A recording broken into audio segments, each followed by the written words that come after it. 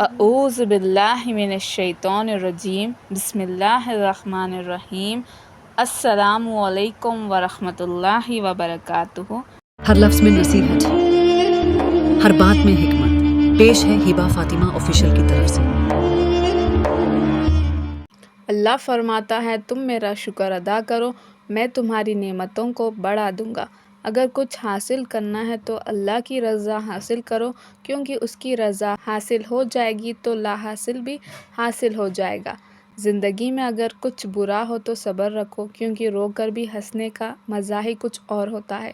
اچھی سوچ رکھو، سوچ سے الفاظ بنتے ہیں، الفاظ سے اعمال بنتے ہیں، اعمال سے کردار بنتے ہیں، اور کردار سے آپ کی پہچان بنتی ہے۔ جب اللہ کی طرف سے تمہارے صبر کا صلہ آئے گا، تم بھول جاؤ گے کہ تم نے کبھی کچھ کھویا بھی تھا۔ اللہ سے سوچے، دل سے مانگ کر دیکھو، وہ جھولیاں بھر دیتا ہے۔ آئی ڈونٹ کیئر اباؤٹ لوگ کیا کہتے ہیں، آئی آلویز ریممبر، اللہ سب جانتا ہے۔ یا رب مجھے وہ عطا کر دے جس کی میں نے تجھ سے امید لگائی ہوئی ہے۔ دیکھنے میں تو سب خوش نظر آتے ہیں، لیکن دلوں کے راز تو صرف اللہ ہی جانتا ہے۔ یقین ایسا ہو کہ سامنے سمندر ہو اور تم کہو نہیں، میرا رب راستہ بنائے گا۔ میرے حق میں کیا بہتر ہے یہ صرف میرا اللہ جانتا ہے۔ بے شک حالات کیسے بھی ہو، بس صبر کرنا سیکھ لو، مشکل گھڑی بھی آسان ہو جائے گی۔ یا اللہ میرے دل کو منافقت سے، میرے اعمال کو دکھاوے سے، میری زبان کو جھوٹ سے، میری آنکھوں کو خیانت سے پاک کر دے، اور ہم سب کو اپنا شکر گزار اور عبادت کرنے والا بنا دیجیے۔ آمین یا رب العالمین۔ دوسرے کی کامیابی پہ خوش ہونا سیکھو، اللہ آپ کو بھی دینے میں دیر نہیں کرے گا۔ مجھے نہیں پتا لوگ میرے بارے میں کیا سوچتے، لیکن میرا اللہ جانتا ہے میں کبھی کسی کا برا نہیں سوچتی۔ گناہ کر کے کہاں چھپاؤ گے، یہ زمین آسمان سبھی اسی کا ہے۔ اللہ سنتا ہے تمہاری تب بھی جب تمہاری کوئی نہیں سنتا۔ انسان کے ہاتھ میں صرف کوشش رکھی ہے، کامیابی اللہ دیتا ہے۔ عزت اور ذلت دینے والا صرف اللہ ہے، تو کسی کے برے چاہنے سے کیا فرق پڑتا ہے۔ اللہ کی طرف جو راستہ جاتا ہے وہ قدموں سے نہیں بلکہ دلوں سے طے ہوتا ہے۔ دنیا میں بڑا امیر تھا پر صاحب قبر میں دولت کا نہیں، اعمال کا حساب ہوگا۔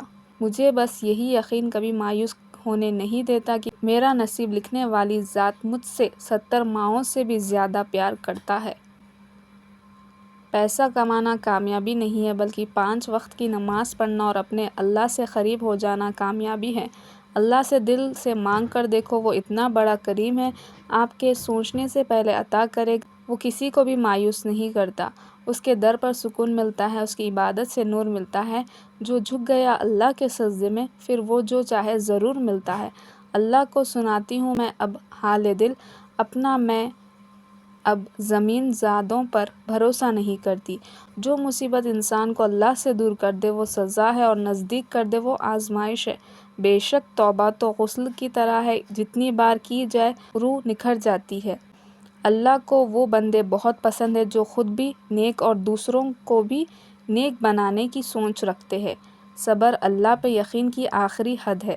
جن گھروں میں اللہ کا ذکر ہوتا ہے وہاں سکون، محبت اور برکت نظر آتی ہے۔ اللہ جن سے محبت کرتے ہیں انہیں تکلیف میں ڈال کر آزماتے ہیں۔